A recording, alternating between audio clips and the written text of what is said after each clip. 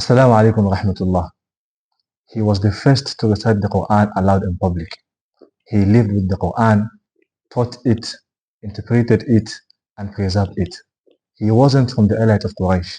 Yet the Prophet sallallahu alaihi wasallam said, whoever wants to recite the Quran fresh as it was revealed, let him recite like Ibn Mas'ud radiallahu ta'ala anhu wa ardah.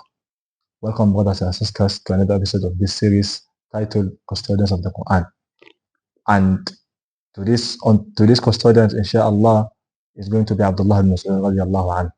And here are 10 things you probably didn't know about one of the earliest and most influential Quran scholars of all time, Abdullah ibn Mas'ud radiallahu anhu wa ardah, the voice of the Quran. Number 1, he was among the first to accept Islam. Abdullah ibn Mas'ud embraced Islam in its earliest days. Some say he was the 6th person to accept Islam. He met the Prophet ﷺ while tending to sheep as a shepherd. This humble beginning didn't stop him from becoming one of the greatest experts in Islamic history. Secondly, number 2, the Prophet ﷺ said to learn the Quran from him. The Prophet ﷺ directly said, take the Quran from 4: Abdullah ibn Mas'ud, Salim Mawla Abi Hudayfa, Mu'adh bin Jabal, and Ubay bin Ka'b radiyallahu anhum jami'an wa ardahum. That is right. He was one of only 4 companions handpicked by the Prophet sallallahu alaihi wasallam for the most accurate Quranic transmission. Number 3, he was the first to recite the Quran public in Mecca. At a time when Muslims were being persecuted, Ibn Mas'ud stood near the Kaaba and recited Quran, specifically Surah Al-Rahman, aloud. Quraysh then, of course, attacked him, but he did not stop.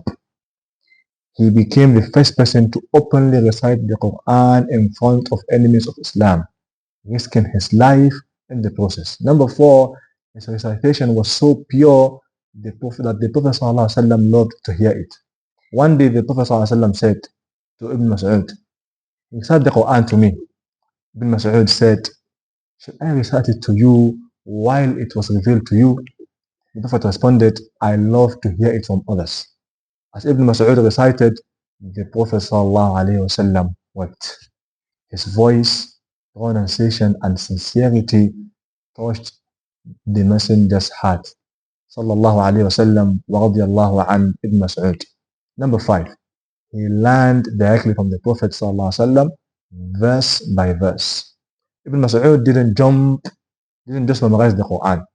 He learned every verse with its meaning, context, and application directly from the Prophet ﷺ. He said, there is no verse in the Quran except that I know where and why it was revealed.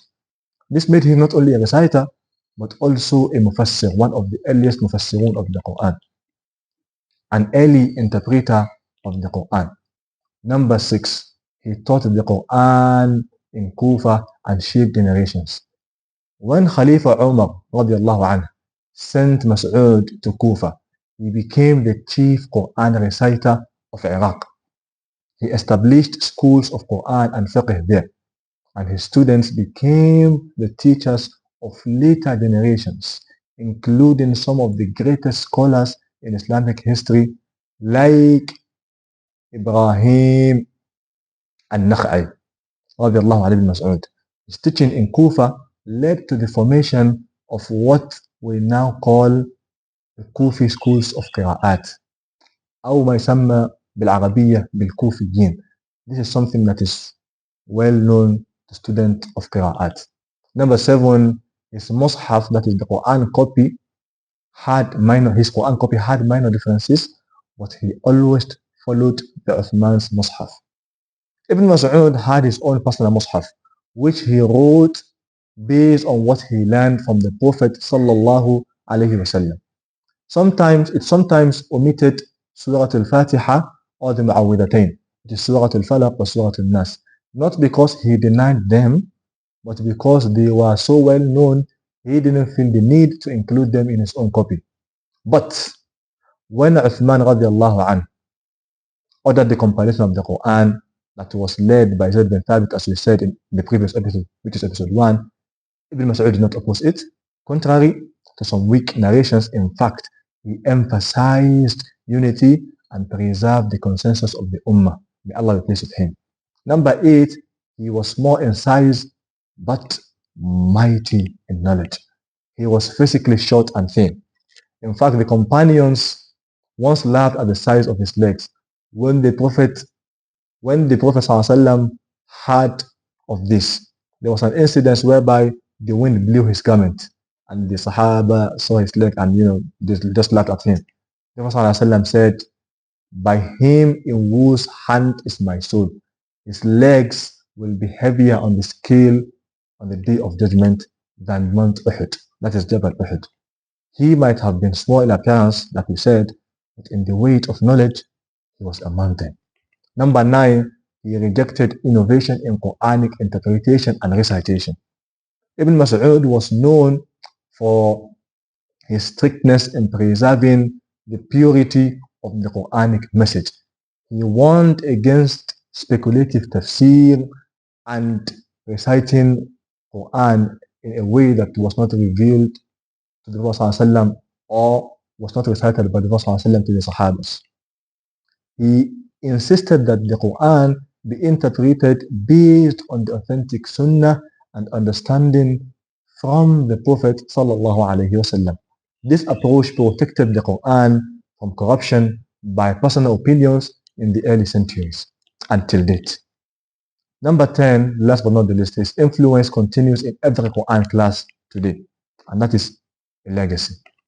From tajweed rules to tafsir principles, Abdullah ibn Mas'ud's methodology is still the backbone of Quranic scholarship.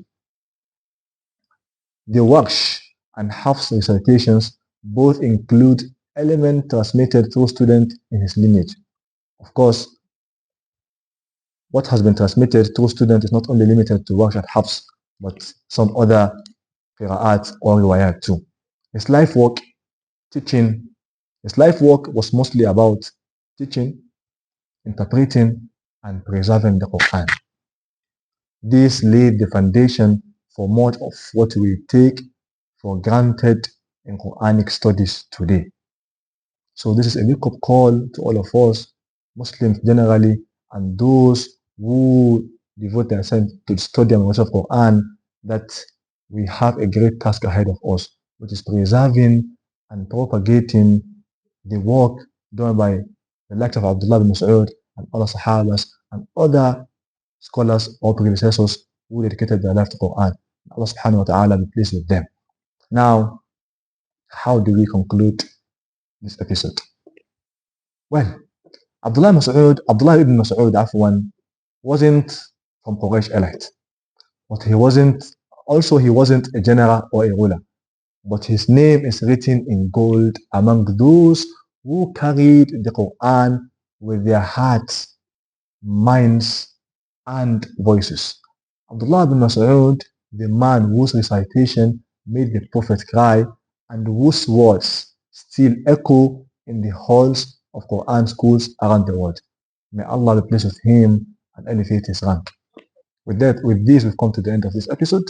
If you have benefited from this episode, please like this video, subscribe to our channel, comment and share so that more people can benefit. And of course, like I always say, if you have any custodian you'd like me to talk about, just drop it in the comment section, and inshallah I will go through it and try to do justice to that custodian bi'idhnillahi ta'ala. If you haven't watched the previous episode, YouTube will share it either here or here or somewhere down here.